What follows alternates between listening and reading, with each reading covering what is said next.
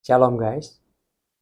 Guys, ciri-ciri orang yang mengasihi kekasihnya dengan sungguh-sungguh atau dia benar punya cinta, punya kasih kepada kekasihnya itu ada dua guys.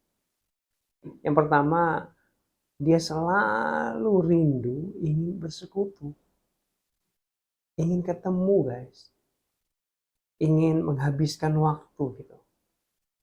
Dia kan cari cara untuk berusaha ketemu dengan dia. Kayaknya ada rindu terus yang membara, amin. Ada gelora di dalam dirinya, pengen ketemu, pengen menghabiskan waktu, terus cari cara untuk ketemu. Padahal mungkin ketika ketemu nggak ada hal-hal yang terlalu berarti yang dia lakukan, cuman dia senang aja, bener nggak? Ingat ketika kamu jatuh cinta, betul ya? Lalu ciri yang kedua adalah dia selalu berusaha melakukan sesuatu yang bisa menyenangkan dia atau kekasihnya. Amin. Dia selalu pengen menyenangin kekasihnya. Ya, dia bukan nyari keuntungan, bukan. Amin. Dia nggak nyari apa yang bisa gue dapat dari dia, bukan. Tapi dia pengennya memberi, berkorban, menyenangkan, mengasihi dia. Betul? Nah guys, saya teringat dengan Raja Daud. Waktu itu dia adalah seorang raja atau presiden gitulah zaman kita ini. Kita tahu lah ya, presiden raja itu kan agendanya padat, mereka sibuk gitu ya. Tapi guys, yang keren dari Daud adalah sepertinya gak ada yang sibuk buat Tuhan. Amin. Kenapa? Karena Alkitab mengatakan 7 kali dalam sehari Daud itu memuji Allahnya. Sepertinya guys, semua gak penting. Yang utama itu Tuhan. Dan aku bisa cari-cari cara, cari-cari waktu, mengadakan waktu untuk kekasih hatinya, yaitu Tuhan. Nah, ini kita harus belajar guys. Benar gak sih kita ini mengasihi Tuhan? Daud sepertinya ada gelora yang tidak pernah padam dalam dirinya. Dia pengen hidup mengasihi Tuhan.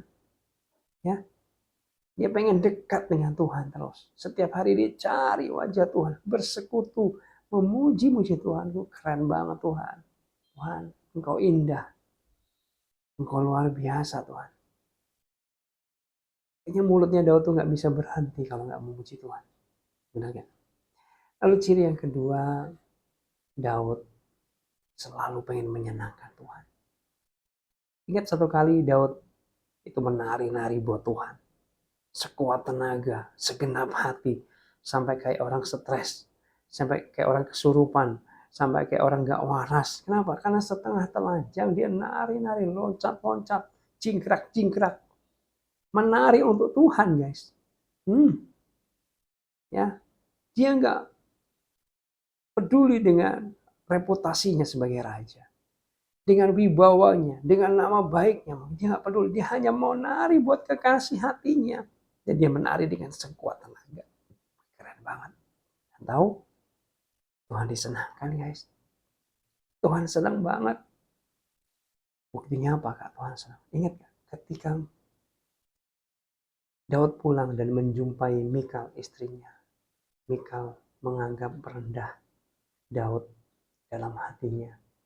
Karena menari itu. Lalu apa? Tuhan menghukum Mikal guys. Mikal. Tuhan menghukum Mikal. Sampai hari matinya dia gak bisa punya anak, dia mandul. Itu tanda bahwa Tuhan senang dengan apa yang Daud lakukan. Menari itu. Nah guys, ingat gak? Daud juga pernah gini ketika dia duduk di tempatnya yang indah gitu ya. Mungkin istananya gitu ya. Dia teringat, nah kekasihku tinggal di mana? Masa tabut itu ada di luar, di tenda, gue di istana. Gak bener ini. Saya akan bangunkan rumah buat kekasihku. Oh my God. Yang lucu, yang aneh adalah guys, Tuhan itu gak butuh rumah. Sampai Tuhannya agak bingung. Daud, bumi itu kan pijakanku. Aku gak butuh rumah. Gitu kira-kira. Tapi Daud, enggak Tuhan. Biarin aku mengekspresikan kasihku. Aku mau bangunin rumah buat engkau. Akhirnya Tuhan luluh hatinya.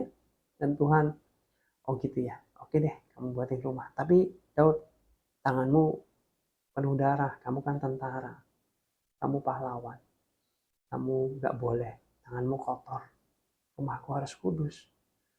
Guys, Daud gak bilang gini, oh gitu ya Tuhan, ya udah gak jadilah, ribet amat.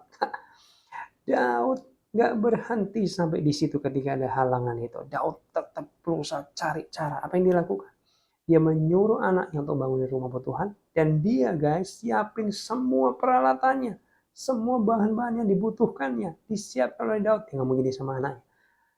Mau Salomo, nanti kamu buatin rumah buat Allah. Ini materialnya. Aku udah siapin. Kamu tinggal bangun aja kan aku gak boleh bangun. Kita harus buat rumah buat Tuhan kita kan. Oke mau?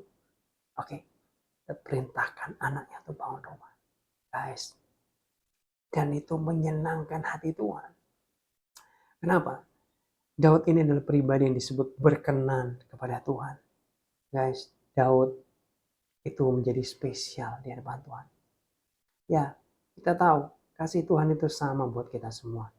Tapi gak bisa dipungkiri, Daud itu menjadi spesial di hadapan Tuhan. Buktinya apa? Buktinya ini. Ingat gak? Ketika Daud sudah meninggal, sudah mati beberapa tahun lamanya, Tuhan masih mengingat-ingat Daud. Dia bilang apa? Oh ini ada bagus muncul. Bagus sih. Tapi gak seperti hambaku Daud. Itu dikatakan berulang-ulang. Tidak seperti hambaku Daud. Lalu ketika Tuhan pengen menghukum, Tuhan pengen memberkati, dia sebut lagi Daud. Oleh karena hambaku Daud, aku akan melakukan ini, aku akan melakukan ini. Aku akan menyisakan ini. Oleh karena hambaku Daud. Guys, Daudnya udah mati. Berapa lama? Tapi sepertinya Daud menjadi kesan yang dalam buat Allah. Amin. Allah begitu menerima Daud di relung hatinya yang spesial, guys. Hari ini kita semua mungkin diingatkan, termasuk saya. Apakah benar kita mengasihi Tuhan? Ciri-cirinya, kita akan selalu rindu cari Tuhan.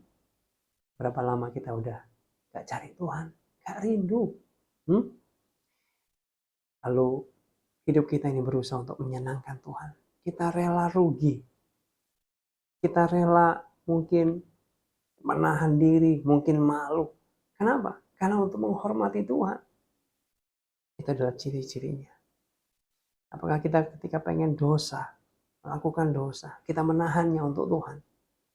Kamu gak pengen melukai hati Tuhan, kamu gak pengen membuat hati Tuhan sedih, kamu berusaha pengen menyenangkan Tuhan. See? Kita belajar sesuatu hari ini. Saya berdoa, saya percaya. Amin. Tuhan berkati.